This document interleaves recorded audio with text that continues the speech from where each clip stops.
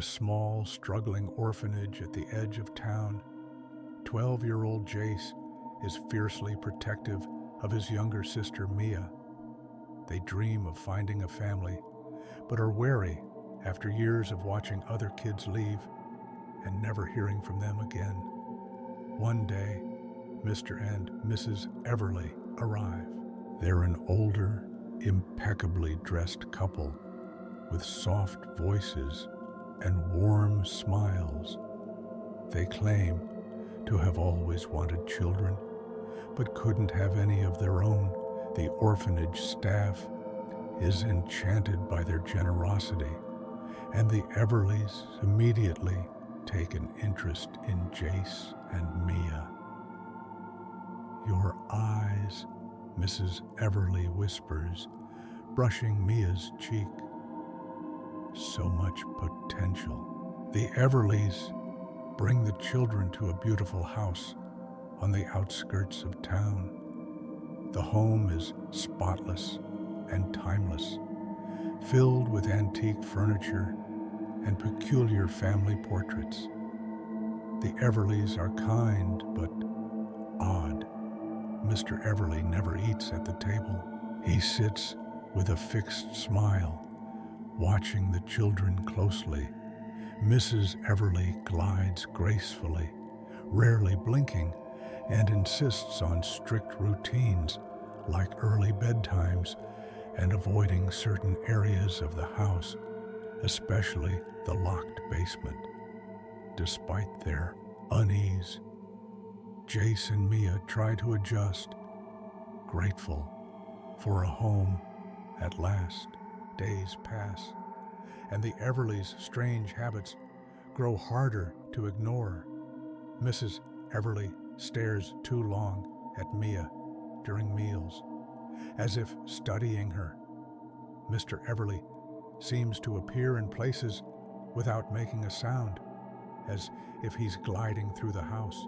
A strange, humming sound echoes at night, seemingly coming from the locked basement. Mia begins feeling weak, her energy draining. Veins on her arms darken, spreading like roots under her skin. The Everlys dismiss her symptoms, insisting she just needs rest, but Jace is alarmed. Jace begins exploring the house when the Everlys aren't watching. In the attic, he discovers old photos of families, all featuring the Everlys. But they don't age in any of them. He also finds strange, alien-like symbols carved into the woodwork of the walls. When he touches them, they feel warm and seem to pulse faintly like a heartbeat. Suspicious, Jace hides his phone in the living room to record the Everlys at night. When he reviews the footage, he sees their human disguises flicker, briefly revealing grotesque insect-like forms.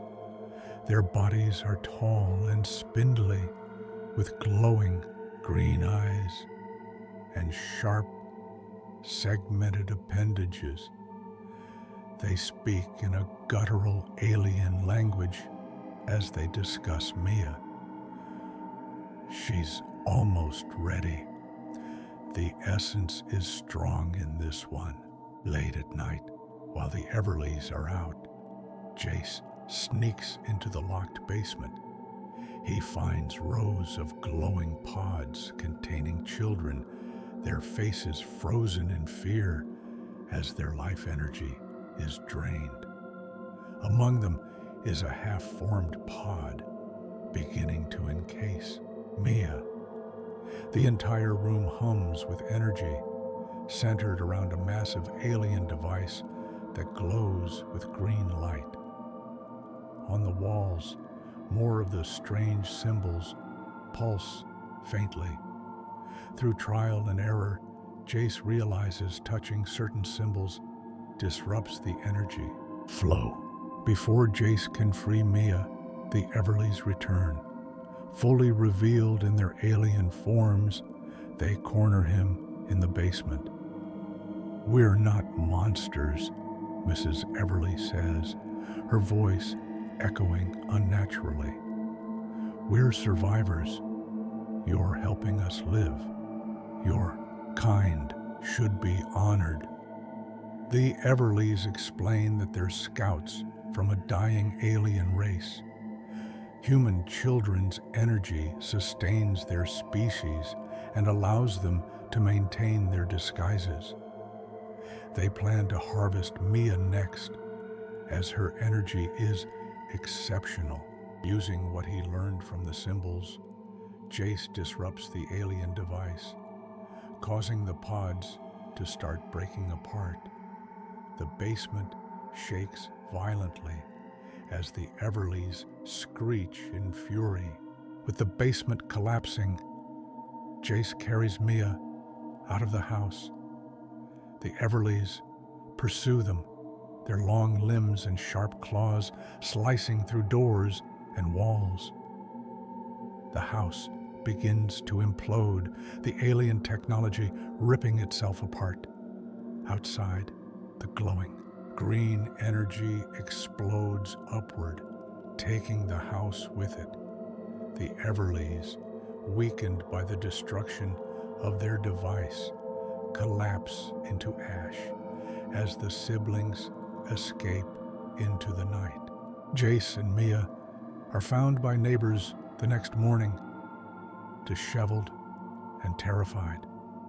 The house is gone, leaving nothing but a scorched crater. They're taken in by a new foster family, but Jace remains haunted. Every night, he hears faint whispers and humming. One evening, as he stares out the window, he sees a familiar, old-fashioned car parked nearby, its headlights glowing faintly green. They're still out there, and they're not done.